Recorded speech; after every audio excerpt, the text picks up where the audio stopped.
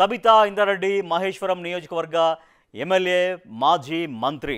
ఇక మహేశ్వరం నియోజకవర్గం అనేది తెలంగాణలో చాలా కీలకమైన నియోజకవర్గం. ఇక్కడ మాజీ మంత్రి సబితా ఇంద్రారెడ్డికి పాజిటివ్ ఇమేజ్ కంటిన్యూ అవుతూ వస్తోంది.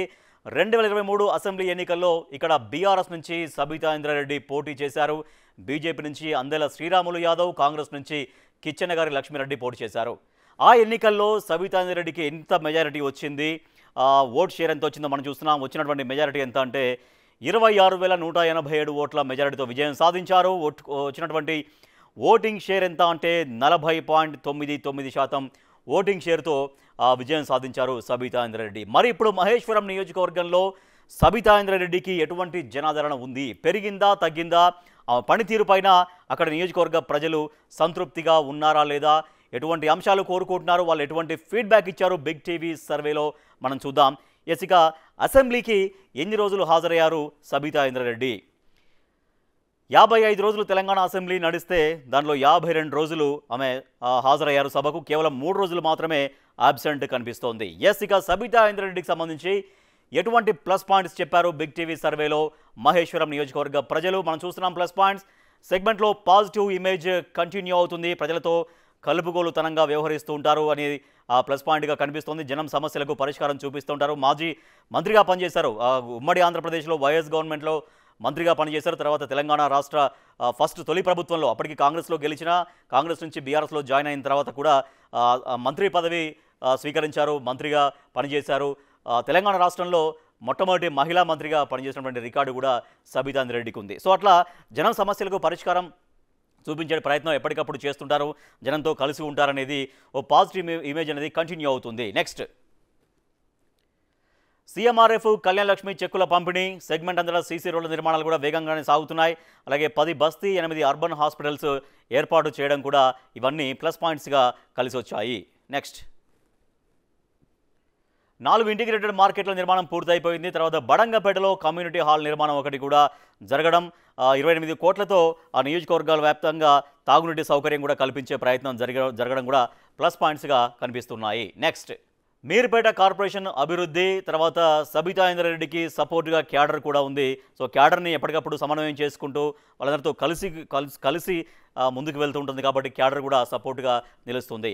మైనస్ పాయింట్స్ ఏంటి, ఎటువంటి మైనస్ పాయింట్స్ చెప్పారు మహేశ్వరం నియోజకవర్గ ప్రజలు? 100 బెడ్స్ హాస్పిటల్ అని చెప్పారు, కానీ 30 బెడ్స్కే ఆ ఆసుపత్రిని పరిమితం చేశారు. అది మైనస్ పాయింట్గా కనిపిస్తుంది. గతంలో శిలాఫలకాల మంత్రిగా నిలిచిపోయారన్న వాదన, అనేక కార్యక్రమాలు గతంలో శంకుస్థాపన చేశారు, కానీ అవేవి కూడా పెద్దగా ముందు పడలేదు అని. తర్వాత కుల సంఘాలకు కూడా అనేక హామీలు ఇచ్చారు, ఆ హామీలన్నీ ఏమయ్యాయని కూడా మైనస్ పాయింట్గా కనిపిస్తోంది. ఆ హామీలు అమలు చేయాల్సినటువంటి అవసరం ఉంటుంది. నెక్స్ట్, ఇల్లు లేని వారికి 75 గజాలు ఇస్తానన్న ఒక హామీ కూడా ఉంది, ఆ హామీ ఫుల్ఫిల్ కాకపోవడం కూడా మైనస్గా కనిపిస్తోంది. సెగ్మెంట్లో క్రీడా మైదానాల కోసం అక్కడ ఎదురు చూస్తున్నారు యువత, ఆ క్రీడా మైదానాలు లేకపోవడం కూడా మైనస్ పాయింట్గా కనిపిస్తూ ఉంది. నెక్స్ట్, పాలిటెక్నిక్ కాలేజీ పూర్తి చేయాల్సిన అవసరం ఉండే, కానీ ఆ పూర్తి చేయకపోవడం. తర్వాత అంబేద్కర్ భవన్ కూడా శిలాఫలకానికే పరిమితమైంది. తర్వాత భవన్ నిర్మాణంలో ఎటువంటి పురోగతి కనిపించకపోవడం మైనస్ పాయింట్గా కనిపిస్తోంది. సో మరి జనం ఏం కోరుకుంటున్నారు, మహేశ్వరం నియోజకవర్గ ప్రజలు బిగ్ టీవీ సర్వేలో ఏం చెప్పారు? సబ్ రిజిస్ట్రార్ కొత్త ఆఫీస్ కట్టాల్సినటువంటి అవసరం ఉందని జనం కోరుకుంటున్నారు. తర్వాత టీజీపీఏ జంక్షన్, గతంలో దీన్ని అప్పా జంక్షన్ అని పిలిచేవాళ్ళు, ఆ జంక్షన్ నుంచి మన్నెగూడ వరకు రోడ్డు విస్తరించాలి. దాదాపు 43 కిలోమీటర్ల జాతీయ రహదారి అది. సో అక్కడ మరింత విస్తరణ జరగాల్సినటువంటి అవసరం ఉంటుంది. ఆ పనులు వేగవంతంగా జరిగే విధంగా ఎమ్మెల్యే చొరవ చూపించాలి, ట్రాఫిక్ సమస్యలు తీర్చాలి. నెక్స్ట్, రిజల్ట్ చూద్దాం. సో ప్లస్ పాయింట్స్ ఏంటో చూసాం, మైనస్ పాయింట్స్ ఏంటో చూసాం, జనం ఏం కోరుకుంటున్నారు సబితా ఇంద్రారెడ్డి దగ్గర నుంచి మహేశ్వరం నియోజకవర్గ ప్రజలు చూసాము. మరి బిగ్ టీవీ సర్వేలో ఎటువంటి రిజల్ట్ వచ్చింది? రిజల్ట్ మనం చూద్దాం. రిజల్ట్ చూస్తున్నాం. స్కోర్ 49% అనుకూలం, వ్యతిరేకం 32%, తటస్థం 19%.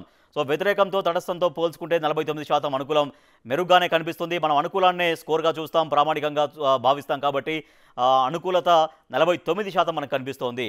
సో ప్రజలకు ఏవైతే హామీలు ఇచ్చి ఉన్నారో, ప్రజలు ఎటువంటి అంశాలు కోరుకుంటున్నారో, అభివృద్ధి కావచ్చు, తర్వాత అనేక సమస్యల పరిష్కారం కోరుకుంటున్నారో, ఆ సమస్యలపైన ఫోకస్ చేయాల్సినటువంటి అవసరం ఉంటుంది.